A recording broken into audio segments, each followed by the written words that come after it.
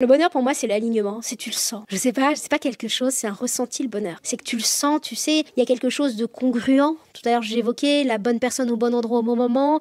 Il y a quelque chose de tu sens que t'es pas en décalage. C'est quelque chose de très d'imperceptible en soi. Je donne souvent cet exemple. La dernière fois, j'étais un peu dans le dur parce que beaucoup bossé, etc., etc. Tout d'un coup, je m'étais retrouvée, c'est curieux à dire.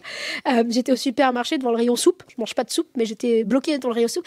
Et tout d'un coup, j'ai une sorte de grande bouffée d'oxygène en me disant, oh, une sorte d'état de bien-être devant le rayon soupe. Mais je l'ai senti, tu vois, c'est quelque chose qui se ressent. Donc c'est pour ça que, à mon avis, c'est très ambitieux, justement, de la part de Julien. Et je pense que c'est pour ça qu'il a été rencontré autant de monde, d'aller questionner chacun sur, voilà, parce qu'il va y avoir des facteurs qui vont prédisposer à se sentir bien, à être heureux. Mais le problème aussi, c'est que le mot bonheur, hein, le simple fait de le dire en français ou de le dire en anglais, français, c'est dur de dire que c'est quoi le bonheur. En anglais, t'es happy